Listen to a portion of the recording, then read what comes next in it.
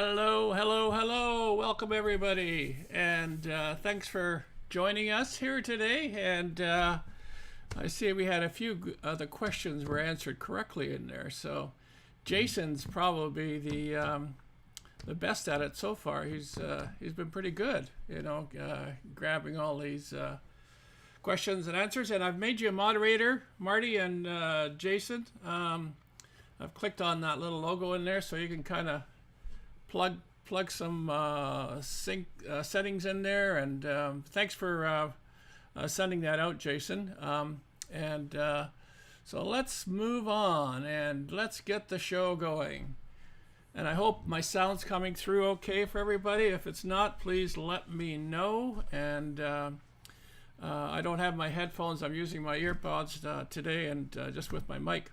But as you can see, I've got a green border today in lieu of our guest that we're having, Lucky Gin, and it's just a pleasure to have her. I've chatted with her for a little bit before and watched some of her videos, and she's a real traveler. She gets around quite a bit in the U.S., and it's nice to have her on board here. And I just want to do a little intro for her, and she will come right on. But I'd just like to welcome everybody, and if you haven't been here before, please add new to the chat, and we'll acknowledge you in there. But I just want to say right now, thanks for Patrick Wade. He's in the house. Marty's Nuts About Digging, Finding Alabama, BC Treasure Trails is here. And who else we got here? We've got a few people kind of lined up, and Lucky Gin, of course, is in the back. And so anyway, just Ski Searcher just sent something off other monitor here. And but anyway, thank you for coming, and let's get the show on the road. I'm going to have a little intro for Lucky Gin.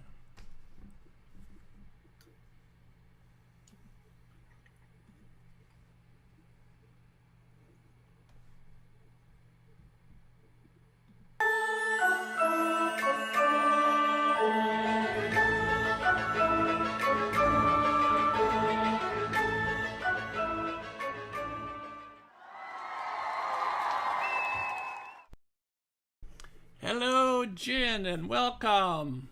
Hello. How are you doing today? I'm fantastic. How are you? Terrific, terrific. As you can see, I have your colors up there for you. I love Just it. wanted to make you welcome. Welcome to Canada. And as we were talking the other day, you thought I was down in Richmond area, but no, we're up in Canada, northern British Columbia. We've got a few people here. Jason, BC Treasure Trails, he's from way up north, more towards Alaska. So he's in the cold region right now. So. But again, just thank you for coming, and we've got a number of people out here, and hope you've had a good day. And I wanted to just quickly chat before we get into some of your finds and some of the questions the people may have in the chat. Please put them in, and I'll put them up on the screen for you.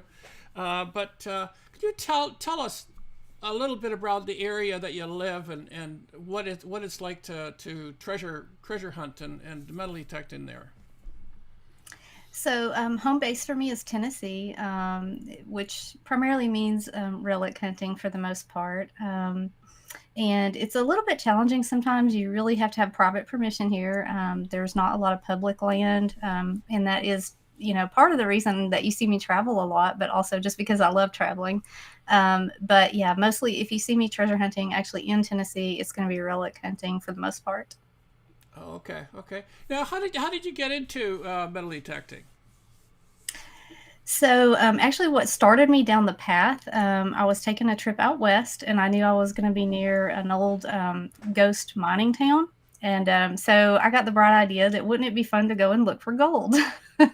So my first detector was a gold detector, and I went out hunting for gold.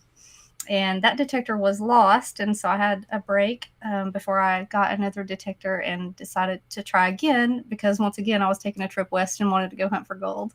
So it was gold that got me started. Yeah. And then were you able to find some gold in that hunt? So not really detecting, but what I ended up doing was to, take back some dirt from the area and pan it. And in panning, yeah, I found a little bit. I mean, Yeah. tiny, but Okay. I did get my first gold, so that was cool. Yeah, yeah. I mean, I haven't tried. I've seen lots of people with the metal detectors hunting for nuggets and things like that. I have not tried that, so I don't know if I'd be able to find it. But I'd be up for a challenge, to go out with somebody and because I see them in areas, especially Arizona. They get out in the deserts and they're finding nuggets out there. So Yeah. it's there. So but I know you've only been detecting for a short while, but to date, what has your best find been? My best find I would say so far is a David German bracelet, and ironically, it was a surface find. um, I mean, that's like the kind of find you dream about, and so that was a very cool find, and I actually wear it all the time. Oh, that's cool. Yeah. I mean, Yeah. yeah. I mean, we always take those surface finds, especially some of the paper bills. Sometimes we find on the beaches and things. So Uh, but is there anything on your bucket list that you'd like to find? Definitely. Of course, the top of the list, a gold real. Mm. Who wouldn't want to find that? That's very high on my bucket list. And then an odd one that is on my bucket list, because I do go out west every year. I keep hoping to detect around some of the old ghost towns and find a brothel token.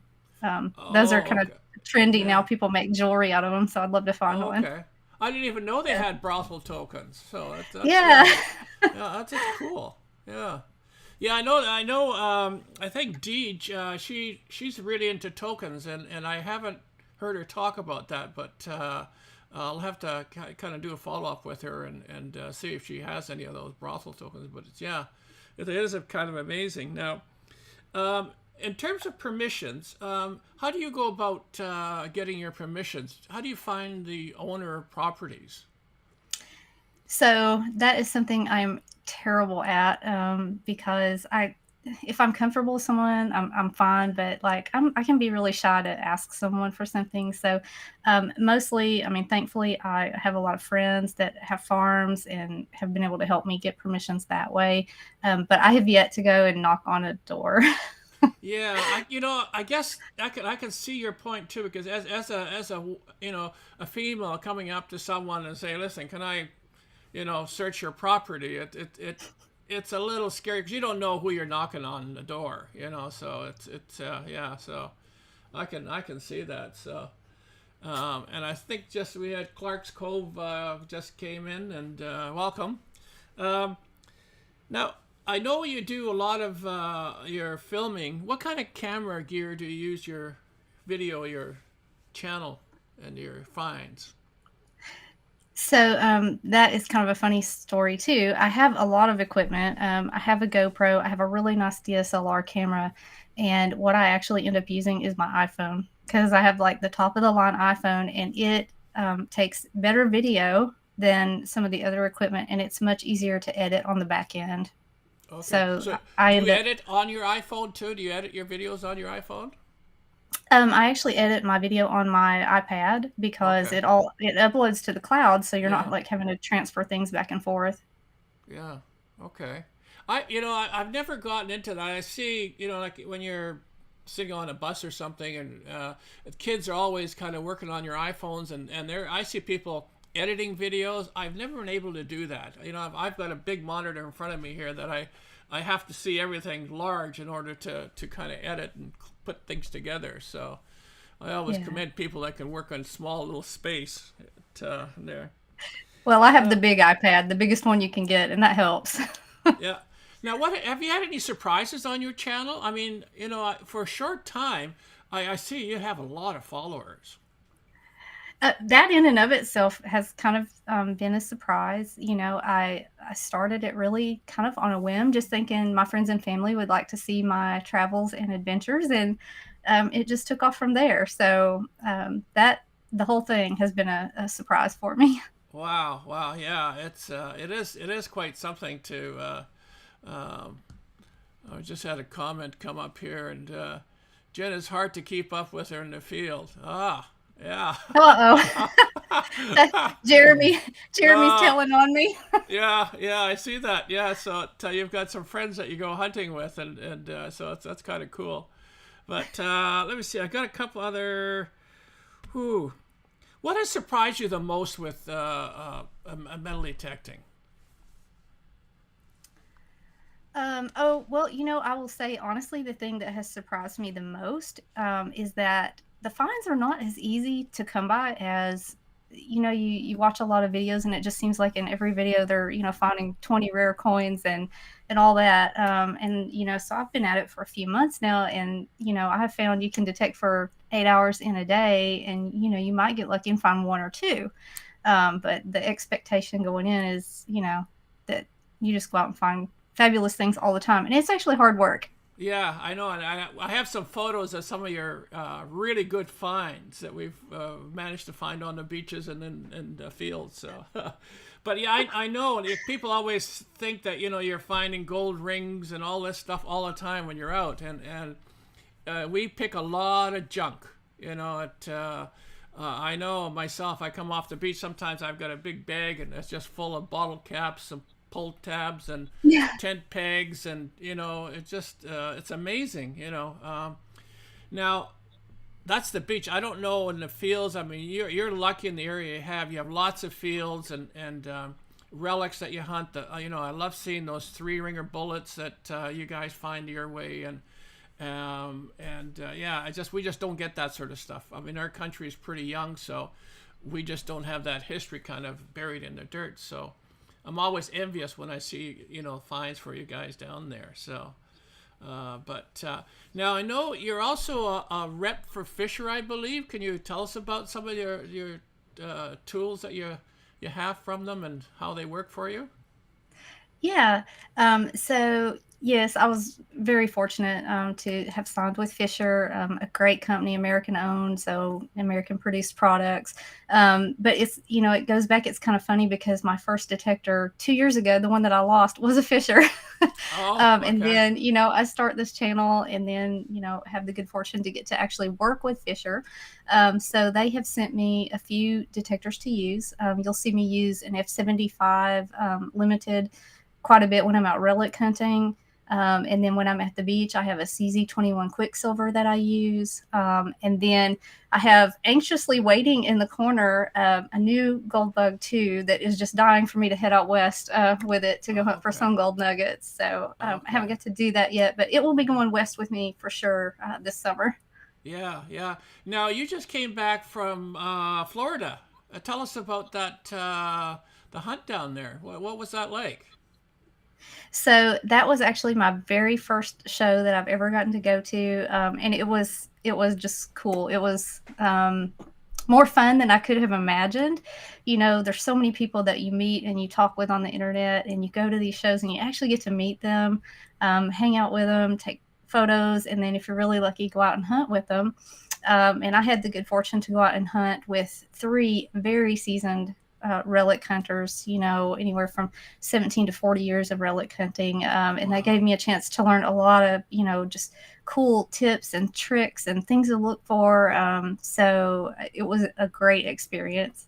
Yeah, no, I know it's pretty cool to get out and hunt with some of these people that you see them on the channel, and so yeah, it's now what else now. Was there anything like, I mean, I think you were saying you were working a little bit on that hunt too, because you were with the Fisher. You did some, um, I think, on displaying or something, or We at that show didn't have a booth this time just because of some things that happened, but we did do a bunch of prize giveaways. That show raises money for veterans. There were lots of prizes donated, and Fisher gave quite a few metal detectors away. yeah, So okay. Oh, that's cool. Yeah. Now I don't yeah. know how many out in the chat right now have Fisher, but I think Jason was thinking. I still have been working Fisher CZ6A. It was his first detector. So he's been detecting for quite a while now, and but yeah. So And how are you finding it? Is it are they easy to run? You know, because sometimes the menu systems on some of these detectors are quite complicated. How do you find it with the Fisher? Yeah. So I will say first off, the CZ21, you want to talk about simple and easy to use. I love the simplicity of that one. You've only got four knobs, and you know your settings for salt water, you know your settings for fresh water, and you kind of set it and forget it most of the time. So as far as the settings, it's definitely the easiest one to use. It's also a super deep machine, so it gives you the opportunity to maybe hit things on the beach that other machines missed. Yeah. And then the F75, it does have more settings, but it has been pretty easy to use. And I will say my favorite thing about that machine is it has something called delta pitch, which gives you 99 tones as opposed to the usual 3. Okay. So I'm still learning that, but I really like it because it gives you the opportunity to learn a lot of different signals and be able to have a better idea of what you're about to dig. Okay, yeah. Now I know I've got two machines. I've got the Equinox 800 and I have a White's TDI Beach Hunter, which it's strictly for the beach.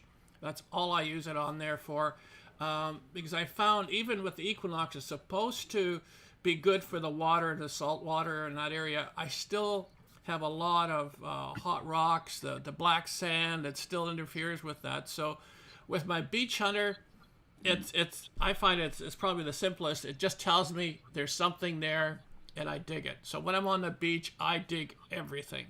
And Yeah. I just love that machine. And again, it's the simplicity of it, you know. So I think I follow some whites chats on the Facebook and stuff, and everybody still just loves that machine. And it was kind of sad to see the company close up, but luckily Garrett's had bought them, and so they're going to be, I guess, bringing back some of it because I think they have some patents that Garrett probably wanted, you know. So, but Cool. yeah. So now, which do you prefer? I mean, I've seen you hunting rivers, I've seen you hunting the beaches, I've seen you hunting fields. Where do you find yourself most comfortable?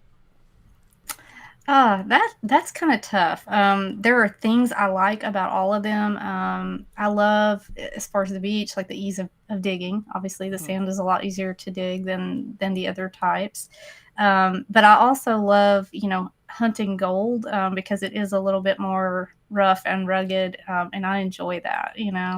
And then relic hunting, I would say to me it's kind of the hardest, and that's because I'm in Tennessee and you end up in these woods where you're fighting tree roots and poison ivy and ticks and all these other Oh things. yeah, So yeah. but you do have the opportunity to dig a lot more stuff, I feel like. Uh-huh. Oh, I see. Yeah, I know it. As soon as you get out in the forest and what have you, the ticks are the biggest thing that people are always worried about. So you gotta, and that's why they always say when you're going out in the forest is wear something light. Don't wear dark clothes because at least you can see that if there's a tick on you, you can kind of see it and kind of brush it off. So, uh, let's see. BC Treasure Trails. What's he saying here? He says, "I wish I could change the beep to a custom tone listen up detectors and companies." Yeah, I know sometimes. Yeah, you know what, Jason and Jen, I bought when I was getting into it. And I haven't been. It's only been 2 years since I've been kind of detecting, 2.5, 3 years. But I bought the detector Equinox 800 because I like the beeps. I like the tones in them.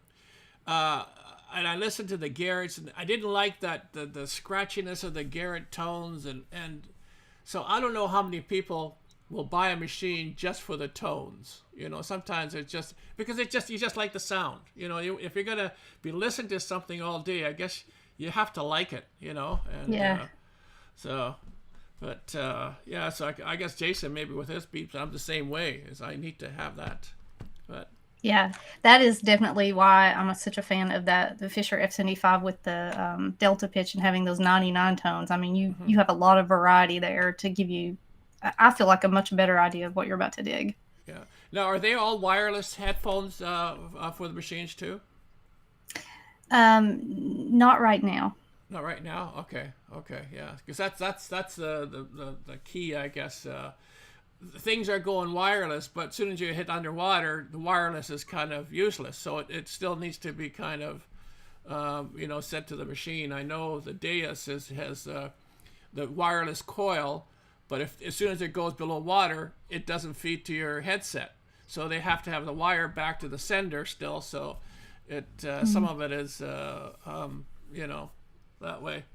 And I see Marty's says I think he likes what did you say here? Me like the Knox, hate the sound of the simplex. Yeah, it's kind of the same thing with me too, Marty. It's that noise that is kind of irritating. So, but yeah, new stuff coming up this year from First Texas Waterproof Wireless. This is from Finding Alabama. So at Fisher, Alabama. Yeah, I guess things are changing and electronics is very quickly. It kind of evolves and I know on my TDI it's underwater. It's an underwater. It's wired, but it's a specific reason it's that way. So, but yeah. So let me see if I want to make sure I got all the questions I had for you. Okay. Was there anybody that influenced you into metal detecting? Was there? Now I would certainly my husband. He got his detector at the same time as me, and so he's gone out and detected a lot with me, and he films for me a lot. So I would say him, and then probably the other thing that got me really interested was watching the TV show with the Aussie gold hunters, and Yes. you see them out finding these gold nuggets this size. I know. And then you find out, that doesn't really happen in the States. But anyway, it got me excited about it. Yeah, it is amazing. Those Australians. The things that they find. Yeah, those gold nuggets just kind of go whoa. But mind you, they're swinging some of those machines that they have. They're $10,000-$12,000 machines, and they got this big belt that they swing back and forth all day on. So. Yeah, they build their muscles for sure. And I say just Fighting Alabama saying great show, the Aussie Gold. Yes, I love watching some of the finds that those guys have down there for sure. Now I'm gonna just tee up. Let me see if I can bring that up for us here. Some of your photos that we had. Let me just bring that back up here and. So we can kind of walk through. Let me bring you up here. Oop, that's the wrong one. This one here. I have you on.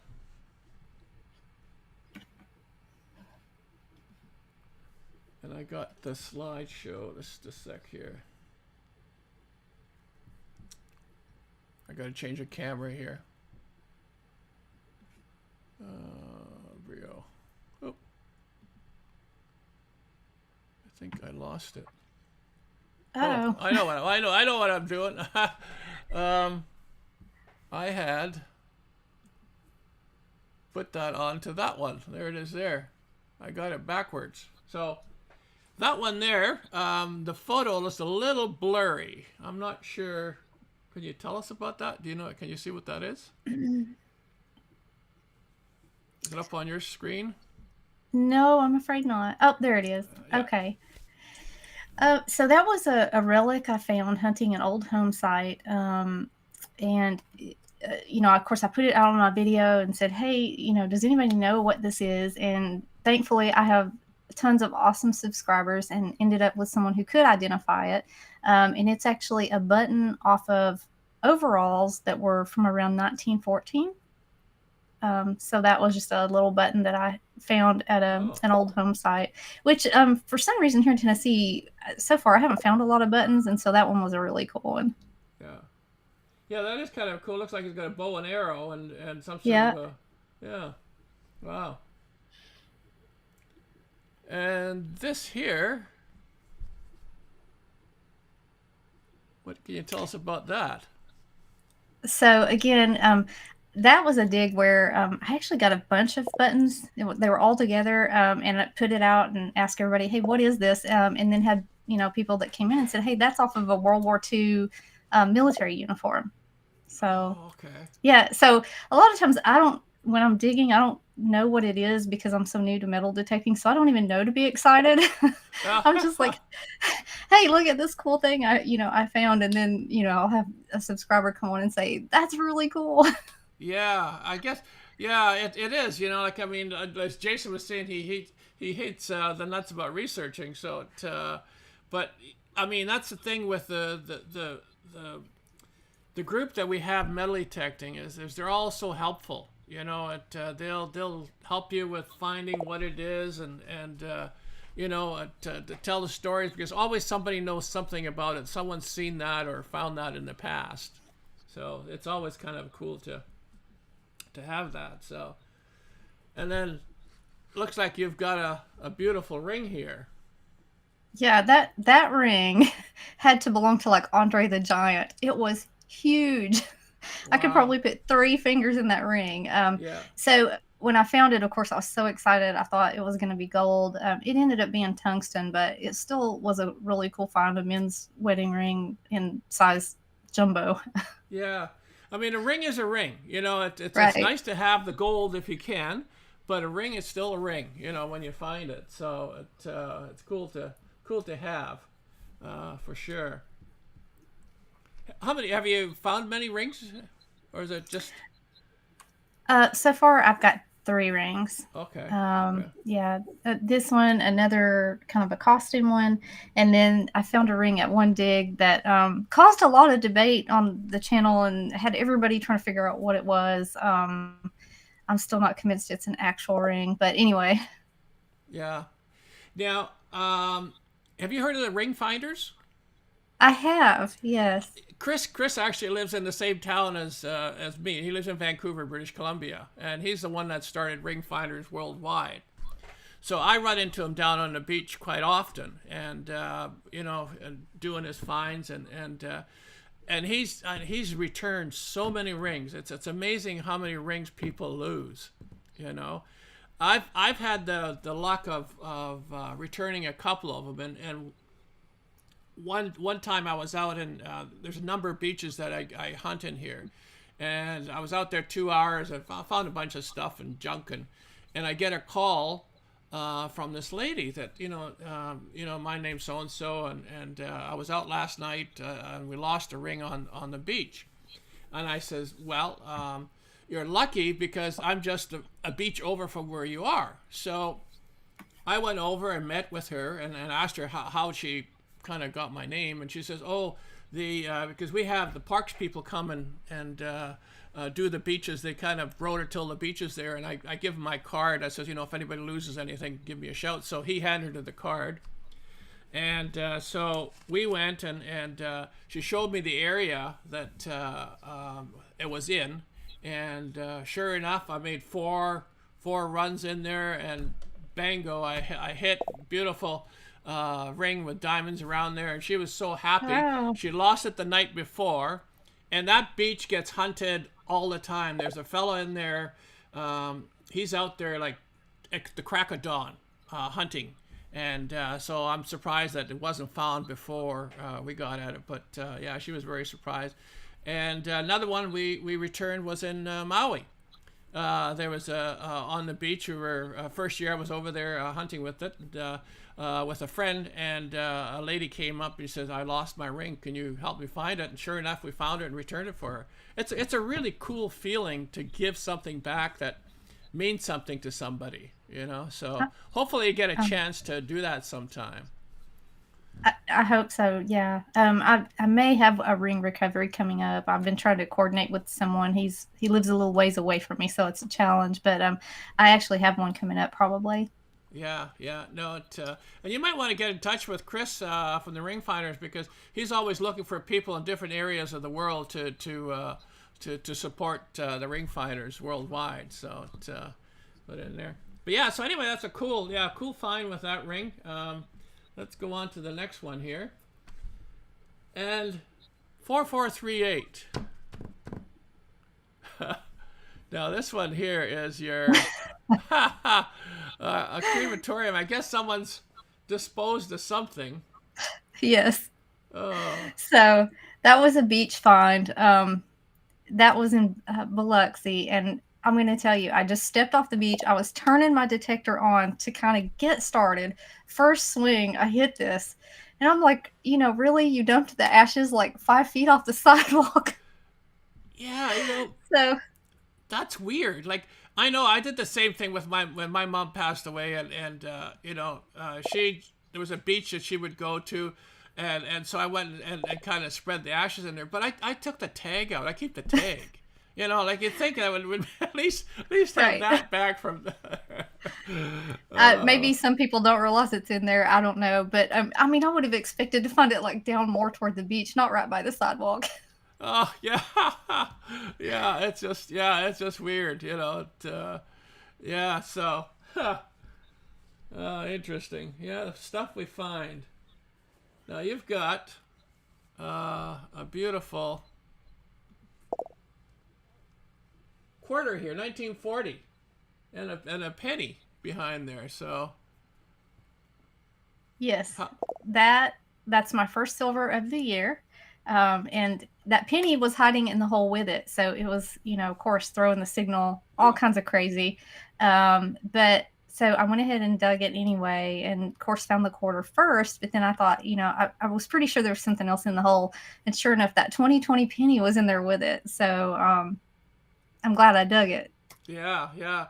Now, if you want to find crazy, come up to Canada and hunt the beaches with our Canadian coins. It would absolutely drive you nuts, because they're every coin every year has different amount of zinc, different amount of copper. Nothing is ever standard. So I love hunting American coins because they're so standardized with their metal content. It's pretty cool. So. See, I watch the Europeans hunt, and I'm like, oh, wouldn't it be nice if every coin you got, even if it's like a clad, was still worth $1? They're getting the euros and they're just racking them up. Oh yeah. Here we're Yeah. getting the 1 cent pennies.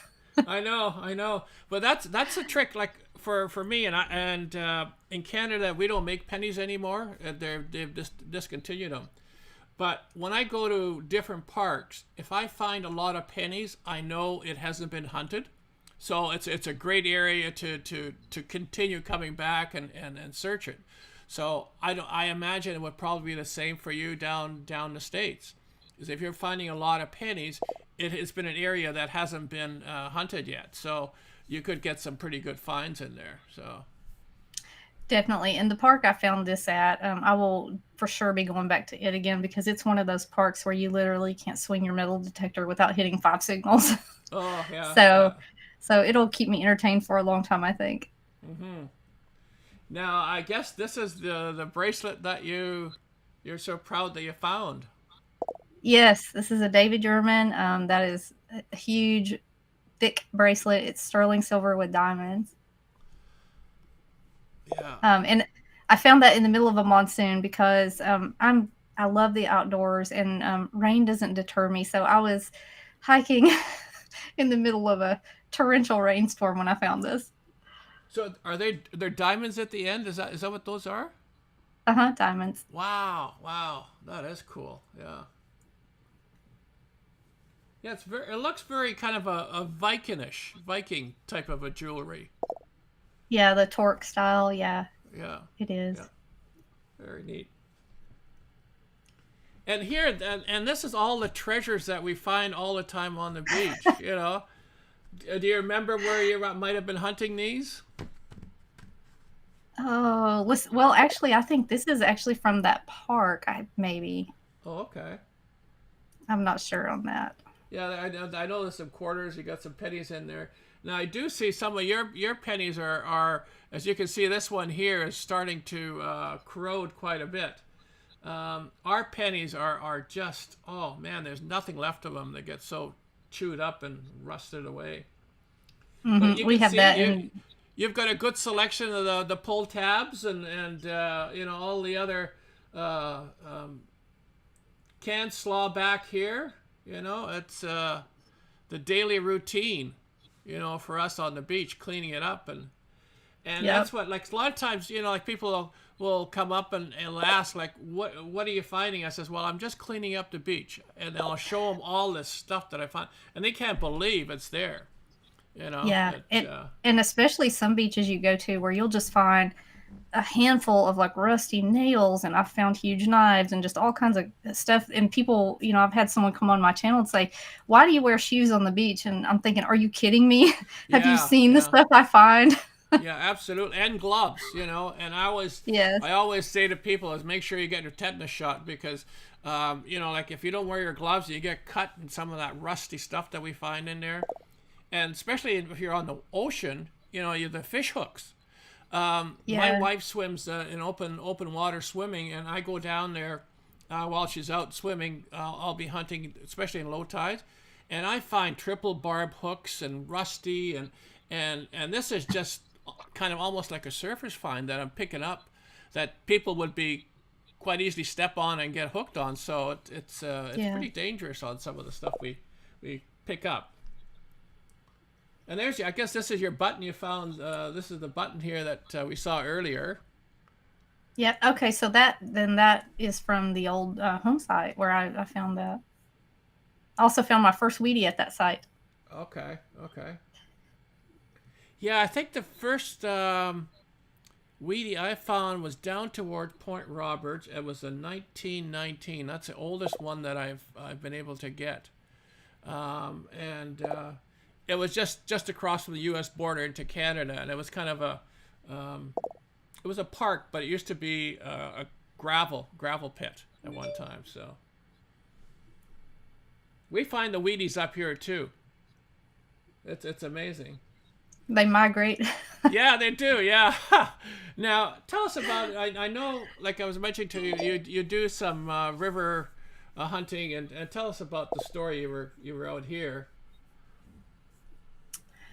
Let's see. I'm not sure. I think this one was at like a small kind of a river, a local swimming hole that I went to just to try it out and see what I could find. Actually, we'll probably revisit that this summer because I didn't get to do a lot. If I remember right, I got rained out on this video. People do not realize that Tennessee, where I live, we get as much rainfall as like Seattle. It's ridiculous, except we get it in downpours. Oh, is that right? Yeah. Yeah. Yeah, So, I know it does rain out on the coast, and I'm just above Seattle, and we get some rainstorms. But I watch the weather.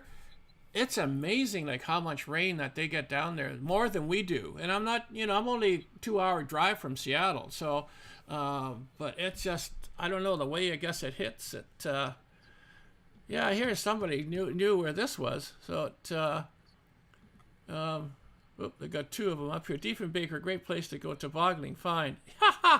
Yes, that's correct. That's where I did find that weedie. Was it the Diefenbaker? You know, so at park. Somebody knew where it was in the chat. Okay, so, and again, you've got some great finds here. Another typical beach hunt. Yeah. So I think that's Daytona Beach there, and maybe a combination with Flagler. And it looks like you get a fair bit of vaping canisters too down there. And you know, it's so interesting how things vary from site to site. Like I got a lot of that kind of stuff at Daytona Beach, and then you know when I was at Lake Charles, I've never dug so many beaver tails and pull tabs in my life. I must have dug 150 of them in a day. Yeah. So, and I see here someone was commenting about finding bobby pins and tent pegs, and so I had a lake hunt where I found all the bobby pins, and I've never found a bobby pin anywhere else. So it's very geographic, it seems like. Mm-hmm. Well, I you know, when I go on the beach, I do find a lot of bobbing pins and tent pegs. I mean, I've come off one beach, I think I've found more than 20 tent pegs, and they vary from anywhere from about 6 inches to 8 inches, and they vary in diameter also. So, and I pick them up, and I usually leave them by the recycling. I'll put them up on the top, because people are always kind of looking for tying something down. But I should one year is start from the beginning of the year to the end of the year and put it in a container and see how much metal I do find in terms of the 10 pegs. But, See, I'm doing that this year with my pull tabs and bottle caps. I've started like a canister for each, just to show at the end of the year like how much stuff we take off the beach like that. Yeah, it is amazing, you know. And I thought somewhere, I thought I heard that somebody, if you collect the pull tabs or something, they can recycle them and make money for charity or something. I thought it was somewhere down in the States that do that. So. Oh, I don't know about that. I've certainly, my friend Practical Ken always tells me that digging those pull tabs is karma, and when you have enough of them, then you get your gold. Yes, that's absolutely it. Absolutely it. And here you've got 31 bottle caps. This looks like it was a great day of hunting. Yeah, a very busy day. So this one, I believe, is actually the one where I got my silver as well. I will tell you, after this day of hunting, I was so sore the next day, I could barely get out of bed. Oh, yeah. Because I had so many targets. Now, when you go out hunting, are you out for an hour, 2 hours, half a day? How do you...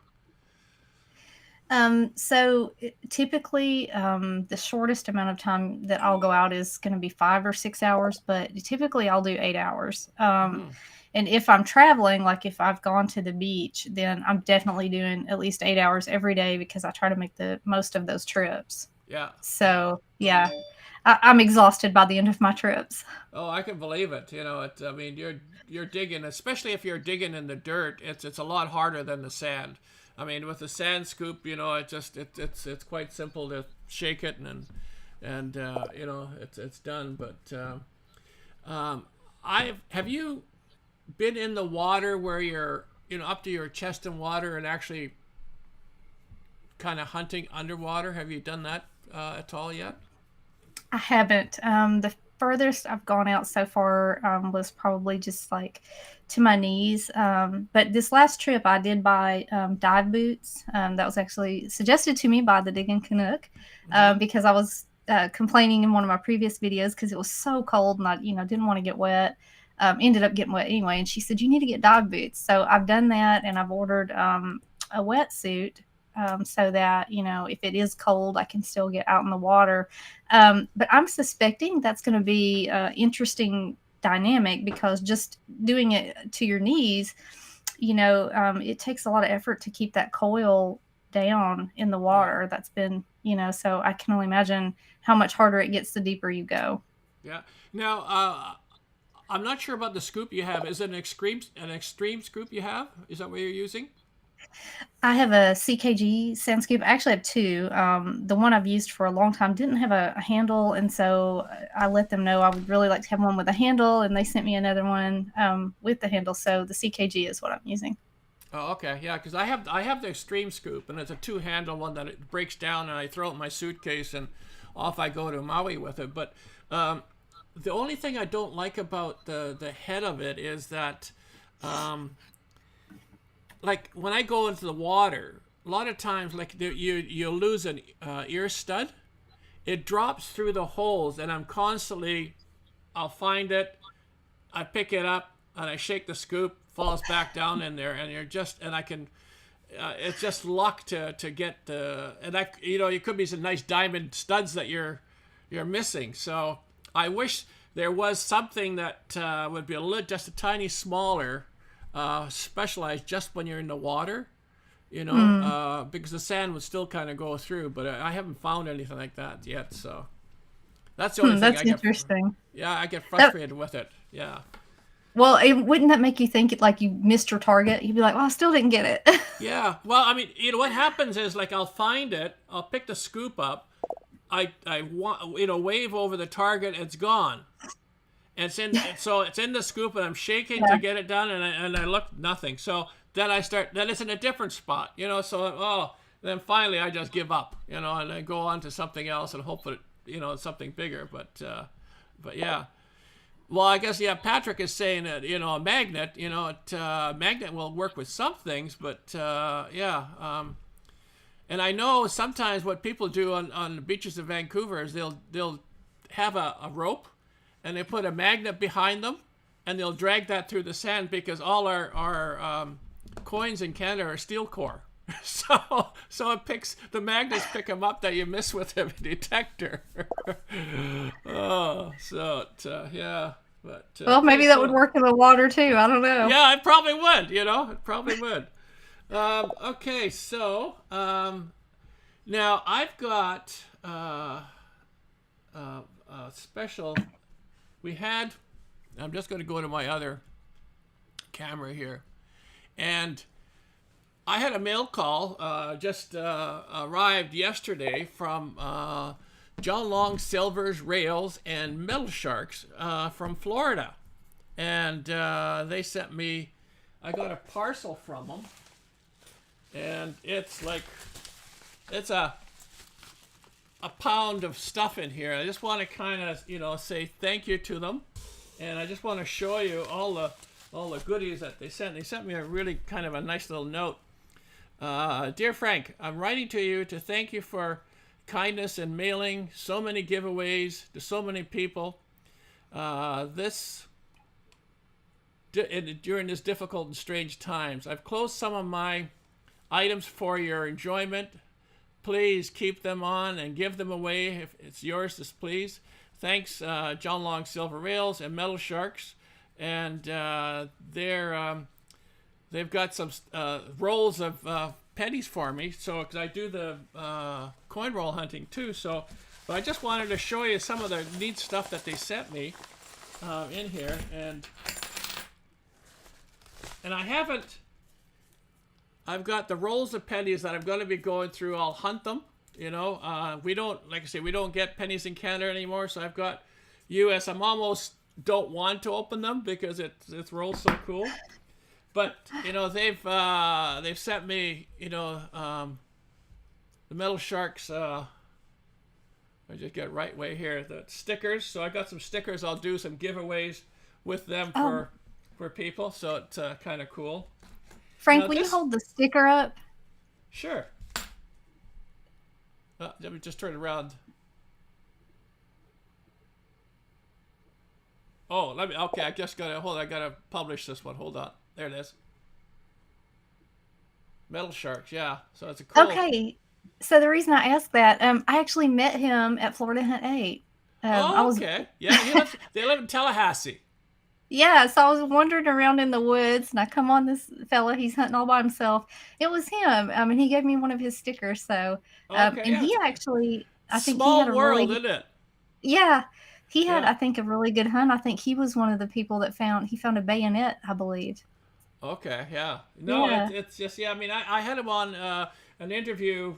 Probably one of my first or second interviews. I had him on the live stream, and then his dad started following and coming along with us, and so they got a really cool sticker. So he sent me. Let me just turn this around here again. It's upside down, but so 1971 D, a $50, and then I've got a 2021. He sent pennies to me here, all sorts of other U.S. coins. So I'll probably do some giveaways over the next little while with these. Let me just put them in the right way here. And then he sent, and I don't know what this one is. It's a 2-alarm project. So if anybody knows anything about that, that would be kind of a cool thing to let me know exactly what it is. I don't know if it's regarding a fire. It's a token of some kind. So. Must be something for firefighters, maybe. Yeah, interesting. Yeah, so I've got it's like a half a pound of stuff that he sent in here. Look on the $22 to mail it to me. It's just, oh my goodness! I mean, yeah, I mean, I'm so thankful, that he did that, and yeah, so that's kind of cool, really kind, yeah. Yeah. No, it's nice to have followers like that. And the other thing I want to show some of the viewers here is in Canada we have a lot of colored coins, and these are what I'm showing here. This is a $2 coin. So this one here, it glows in the dark. It's the Northern Lights glow in the dark. This one's the non-glow version of it.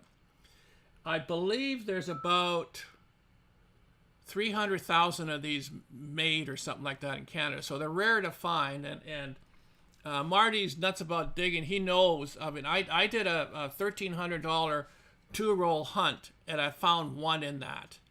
So so I've got this as a set, and I've done a giveaway, and I promised this one to a lady yesterday that was on Marty's live stream. She's gonna send me a Standing Liberty silver, and so I'm gonna be sending her some of this items here, and then here, this one here is $1. So Canada's really got into the colored coins, and they're probably one of the best in the world, apparently, from what I understand. Their coins, and this is $1. This is from the UN charter that they've got, and again, most of these they're not that many minted, you know, so they're hard to get a hold of. This one here again, this is a $2. This is a Victory with a colored version and a non-colored version, 2020. And then they're kind of cool to find. And then we have quarters. Quarters, so many different types of quarters and colors. And again, these are sets. This is the Orca, a colored Orca and a non-colored, and 25 cents. And then we've got this one here. Is a Canadian flag in colored, and then the Mountie. Mountie is on this side here, Royal Canadian Mountie on a horse. So, and then we have the other one here is, let's see, this one here. Oh, I believe this was Tecumseh, and there's a colored version with a maple leaf on here, and then the non-colored version. So, lots of them. Then we have a lot of the Olympics. We got Olympic coins. We got a lot of veterans coins in there. So we're really into the colored stuff and finding them. So this is the sort of stuff that I do, kind of giveaways on the channel when I do some coin roll hunting. So Cool. it's kind of cool, you know. But just to show some of the people that we do have some of that. So I'm pretty well got all my questions answered, and I don't know if anybody's got any. Here, Marty was just making a comment here, and he said, 75th anniversary of the UN Charter is an awesome loony. Yes, so Marty's Canadian, so he knows that too. What else? We got any other gold and silver left behind? Bobby pins. Yeah, Patrick Wade. Bobby was, I know it won't work on gold as well. Yeah, he uses magnet in his scoop. So Yeah, I saw someone said that. That's actually, it sounds like a great idea. Yeah, because there are some of the stuff is magnetic that we find, so it's got the steel core, so it'll pick it up, and rather than kind of going back in, you know, sometimes the blingy stuff is the cheaper stuff will stick to the magnet, so in there. But yeah, so anyway, that's pretty well it. You know, let me go back to our main camera here for us, and that's all that I have, Jen, to ask you and talk to you about. It like I say, I've really enjoyed chatting with you, and hopefully maybe sometime you can come up this way, and we can take you out along the beaches and do some treasure hunting out here, you know, or if I'm heading your way, I'll definitely give you a buzz. But it's been a pleasure. It's nice to have the people in the chat that followed us, and so if there's anything else you'd like to say to people out there, I'll give you your last opportunity to say something to them. I would just say thanks to everyone who stopped in to listen to this chat, and thank you so much for having me. I really enjoyed it, and if I make it to Canada, I'm taking you up on that beach offer. Absolutely, you're on for sure. You know, we've got some great places to go to for sure. But thank you, Jen, and I'll keep watching your channel, and we'll be in touch, and thanks for coming along, and I'm going to just kind of leave it going for a little bit, and then I'll just answer some of the chats in here too, do some typing, and we'll see you. 2 thumbs up for you. Thanks a lot. Bye now. Thanks. Bye, everybody. Bye. Yeah, slowly. The beach ball's going.